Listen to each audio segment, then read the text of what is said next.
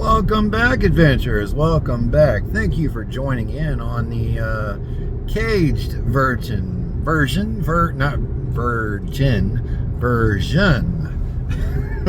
of Adventures of Key Fob. I am in the Armada yet again. I'm not going to go pick up Brainy. She's not in irons. She's fine. She's at home. I took the Armada today because I was going to Mom's.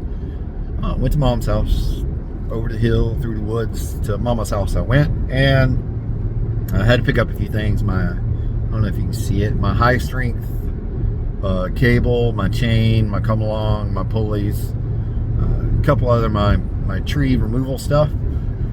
It's been at her house since the Hurricane Helene or whatever it was came through, and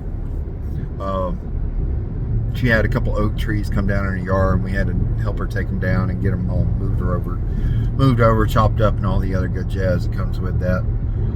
And that's regular smooth jazz. That's not jazz as in T-Bones jazz. You know what I'm saying? So, if you know, you know.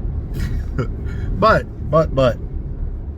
what I got going on is I was talking to Mom, or Granny, for Catastrophic, and Gabrielle, about the, what's it called, logistics of what we're trying to do with the camp out coming up, and today should be the 1st. Let me double check on that. I think it's the 1st or 2nd. It's literally only like 13 days away, and we'll be at the camp out. So me planning a 14-hour trip to get to North Carolina and back, it's a little husky. You know what I'm saying? Yes, sir. I know what you were saying. Don't have to keep asking. But we're mulling around different ideas. One of the ideas was to get Catastrophic from North Carolina down to us, where his bike is, and then him ride it back up. Problem is, the individual who's going to be bringing him down is charging roughly $300 to $400 to make this trip. And then you got to look into, on top of that, he's got to ride his bike back up. We looked into what it would take to do half and half, a 50-50 trip, where we both meet halfway and then come back. Well, the problem with that is I still have to have someone willing to come from down here up there to bring me back home. And that's where it starts to get a little thick again. Because when you're doing the 50-50 trip, there's more parts, more moving parts that have to be in sync. Otherwise, one person or the other is going to be waiting longer than they bargained for. It will no longer be a 50-50 in time spans. Because let's say on the way up, I hit traffic coming through Atlanta, and I'm 2 hours behind because of Atlanta traffic. If you've gone through Atlanta, you know it can be like that sometimes. Well, that's going to put Catastrophic and whoever brought him down halfway, and have them waiting 1 to 2 hours for me to get there. And that he can't leave until I get there because I have his way back up. So what do you do? Well, we're also looking at plane tickets. Flying him from a small airport up there in North Carolina to the small airport here in Macon. And then getting him either from Macon to here, which is 20 minutes. Or meeting him in Macon with his bike. Letting him ride his bike from Macon up to North Carolina. That's feasible. That's something we can do. And as far as on our end, that is much easier for us to manage. All that is figuring out, okay, what day are you flying into Macon? What time? All right, your bike will be there waiting on you. That's a lot easier on us. But maybe not so easy on him, because that puts him out of pocket with the travels. Sorry, y'all, it's that time of year. Pollen's in the air already, I think. So, what's our next option? Well, the other option on the table is, well, there's two more options on the table. I can truck up there the 8 hour ride and then figuring out a way back. I can fly back to Macon and then just have Brainy pick me up in Macon, or even my mom for that matter. It won't matter because I'm only like 20-30 minutes from the house. So that's more feasible. That's something we can manage again, but that would require me to go in at least 8 to 10 hours of my day to getting this bike up there to him. So far, the less stressful and the least moving parts is catastrophic flying down or taking a bus down or a transit company down. That way it's a company or somebody who is already coming down here. So all he's doing is catching the ride. The last option is the duct tape community.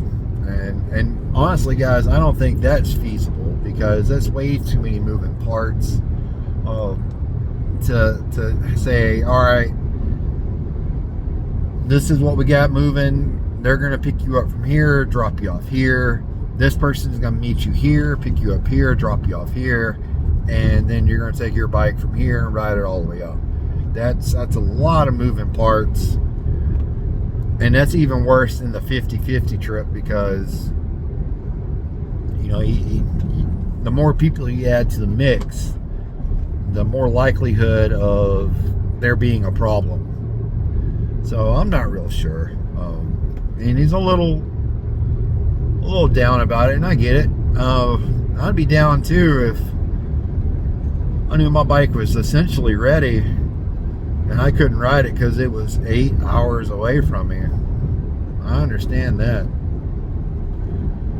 But we'll figure it out. Well, I told him, look, buddy, I don't know what it will take, but be patient with us. Understand that to save money and stress, we're already doing so much out of pocket already.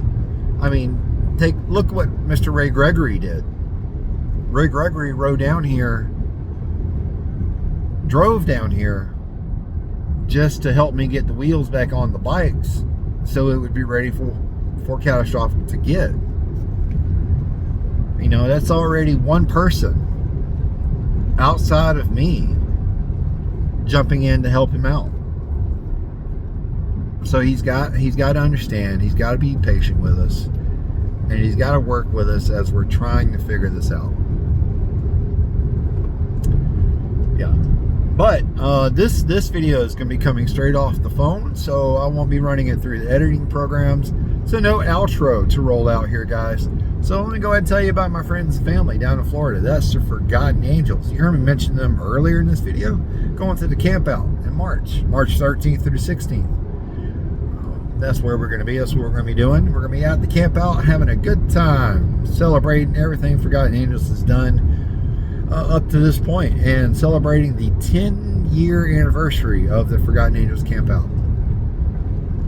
It's a big thing, guys. They take the young men and women who have aged up through the foster care system, aged up out of the foster care system, and they take these young men and women who have been abused and neglected, they bring them in and they give them the tools that their biological and state-selected parents didn't give them.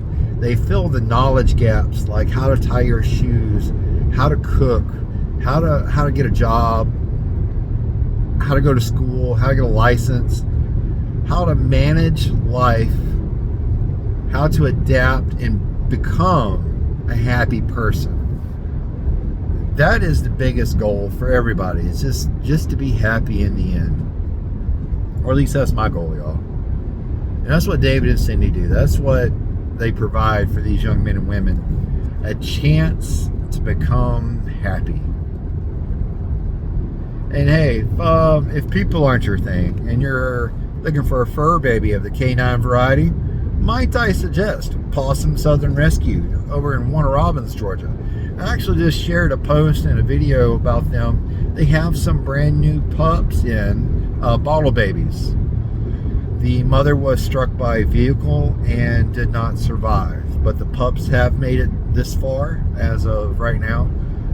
They will be needing formula, puppy pads, and everything it takes to raise a pup that the mother can't raise. So if you will, reach out to them, donate financial monies, donate the green stuff, not 6 green stuff, the greenbacks. Donate money, donate some formula or puppy pads or dog food, or buy the dogs a bone, you know, guys. See what you can do for them. But that's all I got. Y'all take care, and I'll see y'all on the next one.